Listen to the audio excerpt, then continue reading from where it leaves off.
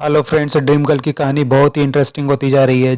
जिसमें Ayesha traffic signal पर लक्ष्मी को देखने के बाद लक्ष्मी की गाड़ी का पीछा करने लगती है और पीछा करते हुए फूलों की दुकान पर आ जाती है, जहां पर उसे लक्ष्मी फूल खरीदते हुए दिखाई देती है। करके जैसे ही दुकान पर जाती है, मगर लक्ष्मी वहां पर से दूर जाती हुई दिखाई देती है। आयशा दौड़ करके लक्ष्मी का पीछा करने लगती है और लक्ष्मी के पास जा करके उसे आवाज लगा करके जैसे ही पलटती है, लक्ष्मी वहां पर नहीं होती है। लक्ष्मी की जगह किसी और दूसरी औरत को देख करके आयशा चौंक जाती है और उसके चेहरे पर से दुपट्टा सरक जाता है। और वहां पर खड़ी हुई सारी पब्लिक आयशा को पहचान जाती है और सारी पब्लिक उसके पीछे ऑटोग्राफ के लिए दौड़ने लगती है। पब्लिक से पीछा छुड़ाने के लिए आयशा जल्दी से अपनी कार में आकर के बैठ जाती है और वहां से निकल जाती है। तभी उसके मोबाइल पर एक मैसेज आता है जिसमें लिखा होता है कि मेरा पीछा मत करो, मुझे पकड़ नहीं पाओगी। ये देख करके आयशा परेशान हो जाती है और सोचने लगती है, लक्ष्मी तुम्हारे खून के इल्जाम में मुझे कोई फंसा नहीं सकता क्योंकि तुम तो जिंदा हो। और मानव को फोन लगाती है लेकिन मानव का फोन नहीं लग रहा होता है। वो समर को फोन ट्राई करती है लेकिन समर का भी फोन नहीं लगता है।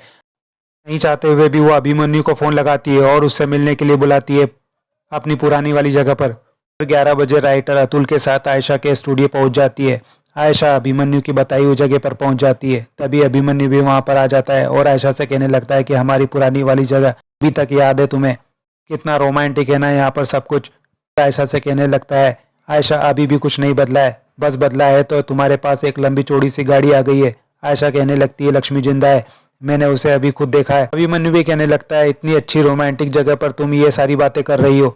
उधर स्टूडियो में राइटर आयशा का इंतजार कर रही होती है। आयशा अभिमन्यु को समझाने की कोशिश करती है कि मैंने अपनी आंखों से लक्ष्मी माथुर को देखा है जो इस शहर में घूम रही है, और तुम कह रहे हो कि वो मर गई है। वो तो आज मेरे हाथों से बच निकली, वरना मैं खुद उसे पकड़ करके यहाँ ले आती। आओ अभिमन्यु, तुम लक्ष्मी को पकड़ करके लेकर आओ, सबको बता दो कि मुझ पे लगे हुए सारे इल्जाम झूठे हैं। तुम बहुत ही काबिल ऑफिसर हो ना। अभिमन्यु भी कहने लगता है, लक्ष्मी तो मर चुकी है, उसकी बॉडी में देख चुका हूँ। आशा पूछने लगती है, अब तुम्हें कैसे पहचान में आ गई? तुम तो कह रहे थे ना कि चेहरा बुरी तरह से खराब हो गया है, वो पहचान में नहीं आ रही है। अभिमन्यु कहता है, मैंने तुमको बताया नहीं, मैंने उसकी बॉडी की फॉरेंसिक रिपोर्ट और पोस्टमार्टम रिपोर्ट देखी है। सारे मार्क्स लक्ष्मी से ही मिलते हैं, वो बॉडी लक्ष्मी की थी। आयशा कहती है, ऐसा कैसे हो सकता है? मैं नहीं मानती, मैंने तो खुद उसे देखा है अपनी आंखों से। वो वहां पर फूलों की दुकान पर फूल खरीद रही थी। अभिमन्यु भी कहता है, आयशा तुम्हें कुछ समझ में आ रहा है? तुम क्या कह रही हो? जो मर गई है वो जिंदा कैसे हो सकती है? और तुमने उसे फूल खरीदते हुए देखा। आयशा के पास स्टूडियो से फोन आ जाता है। वो उसे बताती है कि राइटर अतुल के साथ में उसका वेट कर रही है। आयशा कहने लगती है, वेट कर रही है तो करने दो, हो सकता है कि मुझे उनकी जरूरत ही ना पड़े। और कहती है कि उनसे कह दो कि मैं आ रही हूँ। उधर स्टूडियो में राइटर अतुल के साथ आयशा का इंतजार कर रही होती है और उसके केबिन में रखी हुई चीजों को देखने लगती है। वहीं आयशा भी अपने मोबाइल में आए हुए मैसेज को अभिमन्यु को दिखाने लगती है। अभिमन्यु कहता है, इसमें तो लिखा है कि मेरा पीछा मत करो, तुम मुझे पकड़ नहीं पाओगी। सही तो लिखा है, मरे हुए लोगों को कैसे पकड़ सकते हैं? और उस नंबर से आए हुए मैसेज पे फोन लगाता है, मगर नंबर आउट ऑफ सर्विस आ रहा होता है।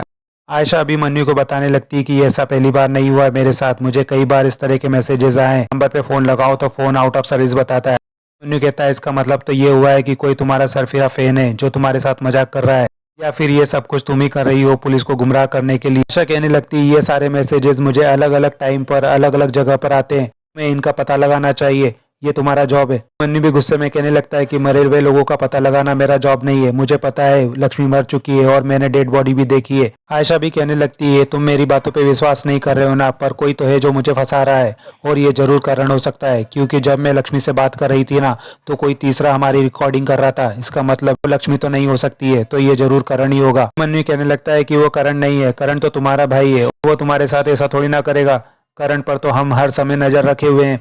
आयशा भी कहने लगती है, अगर वो करण नहीं है तो फिर लक्ष्मी है, कोई तो है। अभिमन्यु कहने लगता है, हमारे पास ऐसे सारे सबूत हैं जो ये साबित करते हैं कि लक्ष्मी को तुमने मारा है, उसके बाद भी तुम्हें लगता है कि तुमने लक्ष्मी को देखा है, तो मुझे लगता है कि जरूर तुम्हारे दिमाग में कोई वहम हो गया है। मुझे लगता है कि तुम्हें अपने दिमाग को थोड़ा आराम देना चाहिए, नहीं ऐसा ना हो तुम्हें जेल ले जाने के पहले पागलखाना में भर्ती कराना पड़े। और अगली बार मुझे इस तरह से फोन मत लगाना क्योंकि मैं बहुत ही रिस्पॉन्सिबल पुलिस ऑफिसर हूँ। अभिमन्यु के जाते ही आयशा के मोबाइल पर फिर से मैसेज आता है।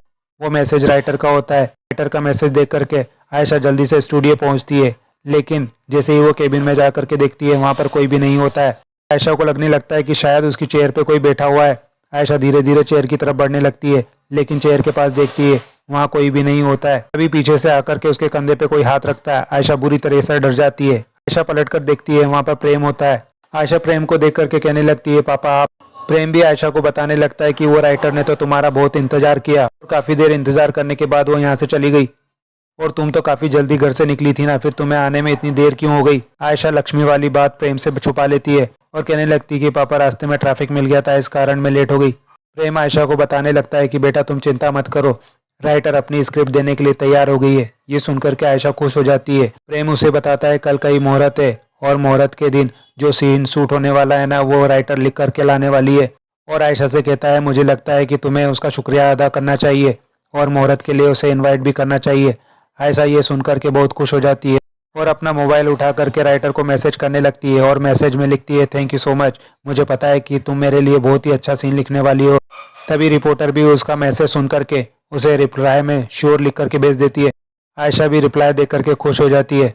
तभी हसमुख उसके केबिन में बुके लेकर आता है। आयशा बुके देख करके पहचान जाती है कि ये बुके तो उसने कहीं देखा है और बुके में रखा हुआ नोट निकाल करके पढ़ने लगती है जिसमें लिखा होता है शुभकामनाएं नई शुरुआत के लिए। ये देख करके आयशा के होश उड़ जाते हैं और उसे याद आ जाता है कि ये बुके तो लक्ष्मी ने खरीदा था दुकान से। और सोचने लगती है इतनी जल्दी उसे कैसे पता चल गया कि मैंने कोई फिल्म साइन करी है।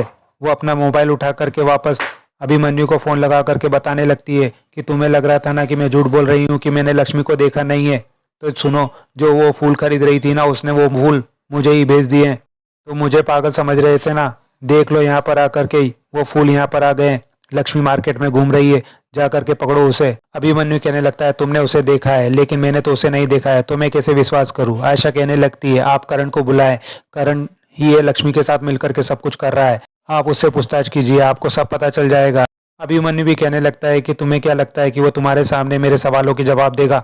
आयशा कहती है मेरे कहने का मतलब है कि आप उसे ऐसी जगह पर बुलाएं जहां पर मैं उसे सुन सकूं। अभिमन्यु भी कहता है ठीक है, मैं तुम्हारे लिए ये तो कर सकता हूँ, मैं करण से मिलने का टाइम फिक्स करता हूँ और तुम्हें बताता हूँ। उसके बाद में अभिमन्यु करण को पूछताछ के लिए खुली जगह में बुलाता है और आयशा भी दूर अपनी गाड़ी में वहीं मौजूद होती है।